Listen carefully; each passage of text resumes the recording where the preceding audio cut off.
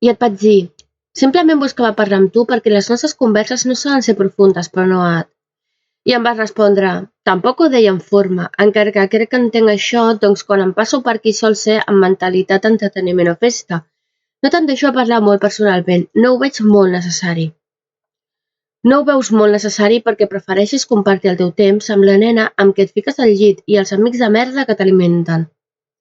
Vas decidir convertir-te en un puto que busca cossos bonics, que puguin ser lloats per les merdes dels teus amigatxos. Vas trencar el més sagrat que tenies entre les teves mans i això era la meva ànima i cor que et va donar tot el seu amor.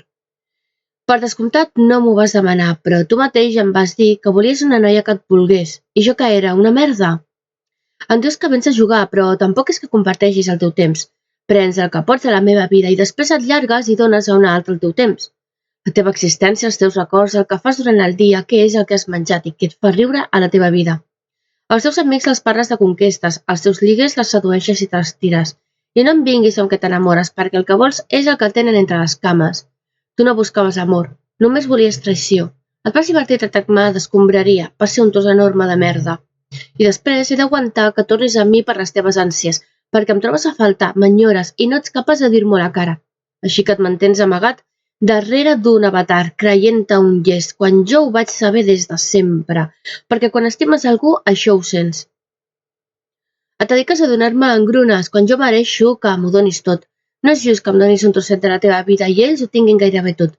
No em mereixo que no m'haguessis defensat, tampoc mereixo que em releguis a un costat. Jo havia de ser la primera a la teva puta llista de merda. Em dius que no ho veus necessari, que em parlis d'una cosa més personal, perquè és clar, la resta és per a les teves concubines, ja que jo no mereixo una puta conversa. M'he de veure relegada que tu juguis a enganyar-me, he de fer-me la gilipolles, quan sé qui realment ets. Em vaig passar el dia trista després del que em vas dir. Vaig plorar moltíssim recordant, em fa enveja a qui ho estiguis donant tot.